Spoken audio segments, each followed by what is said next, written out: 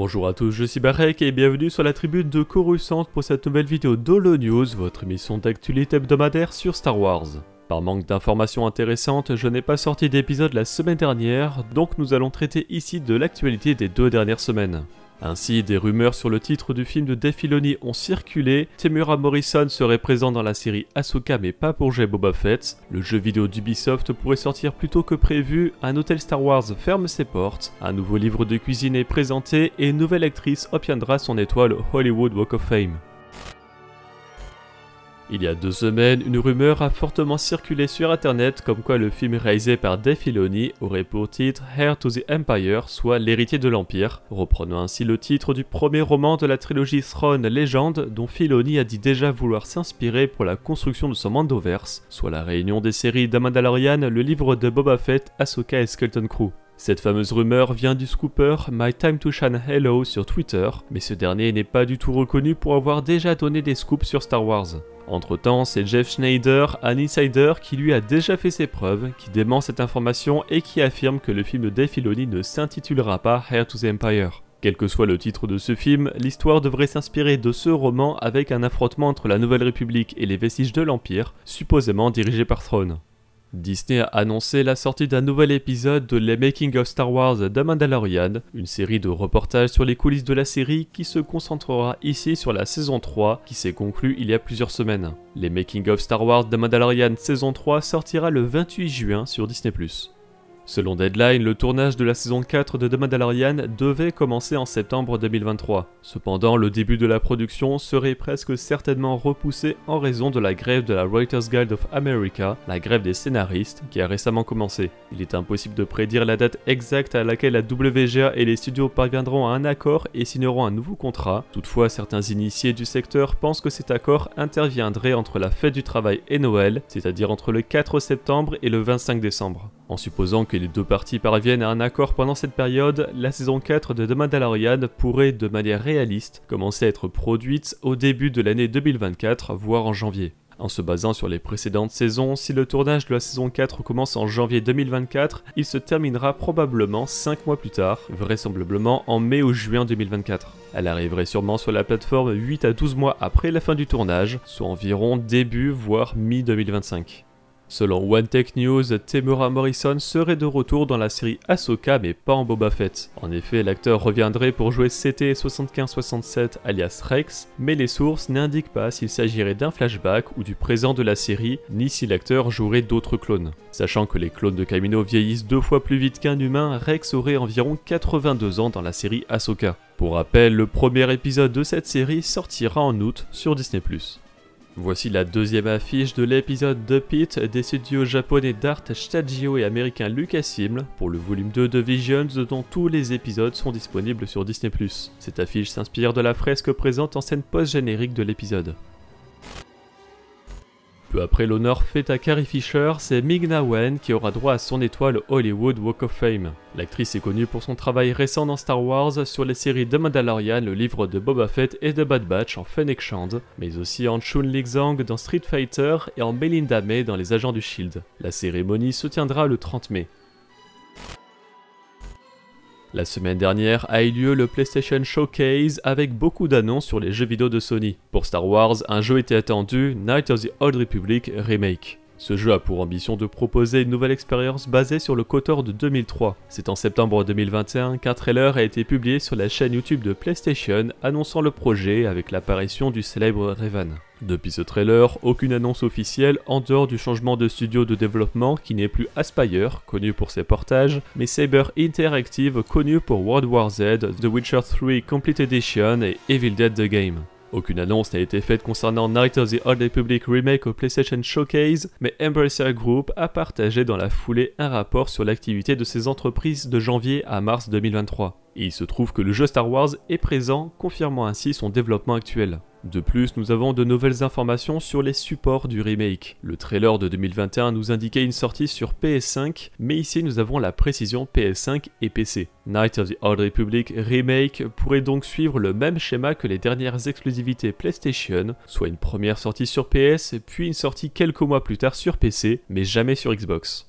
D'après Kotaku, le jeu vidéo Star Wars, édité par Ubisoft et développé par Massive Entertainment, pourrait sortir début 2024. En effet, l'éditeur français viserait l'année prochaine pour la date de sortie du titre, alors qu'il cherche un gros jeu d'une grosse licence bien nécessaire après une série de retards de certains de ses plus grands jeux ces dernières années, comme Skull and Bones, Assassin's Creed Mirage et Avatar Frontiers of Pandora. Selon deux sources de Kotaku, le développement de Project Helix, le titre interne du jeu Star Wars, n'aurait pas bien progressé. Les attentes sont élevées pour l'aventure de l'équipe de la série de jeux Division, et les hauts responsables pensent qu'il pourrait s'agir du premier succès de l'éditeur en dehors de la franchise Assassin's Creed depuis un certain temps. Tout en évoquant le potentiel des voyages interplanétaires, les sources de Kotaku ont déclaré qu'Ubisoft viserait à sortir le jeu vers la fin de l'année fiscale en cours, qui se termine en mars 2024, mais ces sources remarquent que cet objectif est peut-être un peu trop ambitieux et ne seraient pas surprises s'il était reporté à l'année fiscale suivante, qui se terminera ainsi en mars 2025. Dans tous les cas, on espère avoir des nouvelles officielles de ce jeu lors du Ubisoft Forward le 12 juin.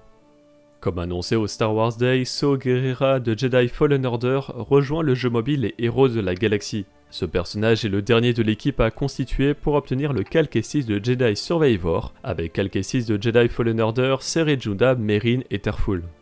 Le TIE Dagger du Dernier Ordre dans l'ascension de Skywalker rejoint également les Héros de la Galaxie. Ce vaisseau est jouable uniquement lorsque vous possédez le Soldat Sith. Fantasy Flight Games annonce un nouveau jeu de cartes Star Wars avec Unlimited. Dans ce jeu de cartes stratégique, vous construirez votre deck grâce à des cartes réparties aléatoirement dans des boosters, chaque carte étant dotée de ses propres forces, faiblesses et capacités. Le premier set, Étincelle de Rébellion, proposera plus de 200 cartes, offrant différentes stratégies et combos de cartes. Votre objectif est de détruire la base de votre adversaire avant qu'il ne détruise la vôtre. Il existe de nombreuses manières d'atteindre votre but et l'aspect illimité du jeu vous permettra de personnaliser votre deck afin qu'il corresponde parfaitement à votre style de jeu. Lors de chaque round, vous et votre adversaire jouez à tour de rôle en effectuant une seule action à la fois. Jouer une carte, attaquer avec une unité, activer une capacité, etc. Presque tout ce que vous faites durant la partie prend la forme d'une action. Utiliser la bonne action au bon moment fait partie intégrante de la stratégie que vous mettrez en place. Et puisque votre adversaire a la possibilité de réagir à tout ce que vous entreprenez grâce à sa propre action, chaque round a son importance. Un autre élément stratégique du jeu concerne votre zone de jeu qui est divisée en deux arènes différentes, une arène terrestre et une arène spatiale. Chaque unité ne peut être jouée que dans l'une ou l'autre. Chaque affrontement se déroule ainsi sur deux fronts distincts. Certaines cartes peuvent même affecter les unités situées dans l'une ou l'autre arène. De nombreux leaders comme Luke Skywalker ou Dark Vador disposent même de capacités qui peuvent cibler n'importe quelle unité, quelle que soit l'arène où elle se trouve. Les leaders sont très puissants et votre carte leader sera la pièce centrale de votre deck. Les deux phases d'une carte leader sont utilisées au cours de la partie. Il commence la partie avec sa face non déployée et il pourra être déployé par la suite en tant qu'unité en la retournant. Le premier set de Unlimited, Étincelle de Rébellion, sortira en 2024. Après seulement 1 an et demi de fonctionnement, la Galactic Star Cruiser fermera ses portes dans quelques mois. Le Galactic Star Cruiser propose une expérience immersive de 3 jours dans le croiseur spatial Halcyon, où vous pouvez vivre littéralement dans l'univers Star Wars. Cet hôtel fait partie du Galaxy's Edge du Walt Disney World Resort en Floride aux États-Unis. L'expérience est sur le papier intéressante, mais c'est le tarif qui a été très critiqué, les prix allant de 4 800 $ à 20 000 $ la chambre de 4 personnes maximum avec 2 adultes et 2 enfants. Il y a plusieurs semaines, nous avions déjà eu des informations comme quoi des dates avaient été annulées pour la période estivale, avec, je cite, une refonte de l'expérience. Eh bien, cette fameuse refonte se traduit donc par une fermeture officielle du Galactic Star Cruiser, mais Disney affirme que les équipes ont appris de cette expérience et que l'hôtel reviendra sous une nouvelle forme.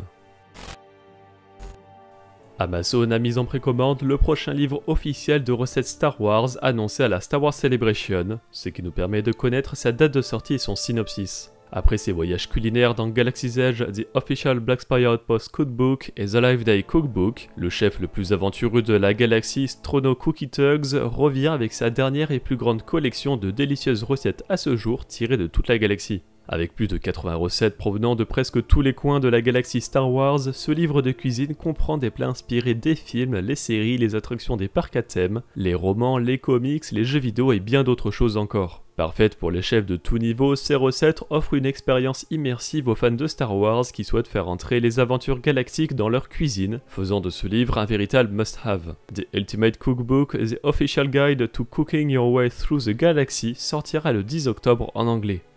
Iskat Akaris, une padawan de la République, n'a jamais connu que la paix. Mais dans le prochain roman Inquisitor Rise of the Red Blade de Delilah Dawson, alors que le reste de l'ordre Jedi sont appelés à aider Obi-Wan Kenobi avant qu'il ne soit exécuté sur Geonosis, elle se retrouve à se préparer au combat. This Week in Star Wars et StarWars.com nous révèle une affiche d'Iskat par Voodoo Val, que l'on retrouvera dans l'édition exclusive Barnes & Noble du livre. Dans l'extrait exclusif du livre publié par StarWars.com, la padawan Akaris et son maître se rendent sur le sel de Geonosis pour découvrir que la situation est bien plus complexe et politique qu'ils ne l'avaient imaginé. Inquisitor Rise of the Red Blade sortira le 18 juillet en anglais. Côté extrait de comics, retrouvez en description ceux de Dr. Aphra numéro 32, Sanastaros numéro 4, Darth Vader Black, White and Red numéro 2, Hyperspace Stories numéro 5 et The High Republic numéro 10.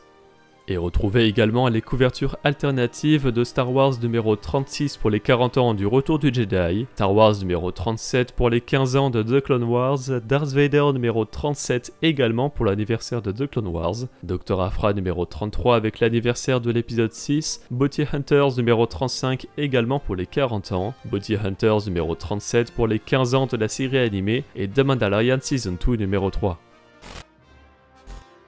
Au cours des 2 dernières semaines sont sortis en français les romans La Voix de la Duperie et La Quête de la Cité Perdue, marquant le début de la phase 2 de la Haute République, et en anglais sont sorties les republications de la The Essential Legends Collection, avec Dawn of the Jedi Into the Void, Republic Commando Hard Contact et Yoda Dark Rendezvous, le manga The Edge of Balance Precedents et les comics Bounty Hunters numéro 34, Darth Vader Black, White and Red numéro 2, Hyperspace Stories numéro 5, The High Republic numéro 10, et de Nameless Terror numéro 4.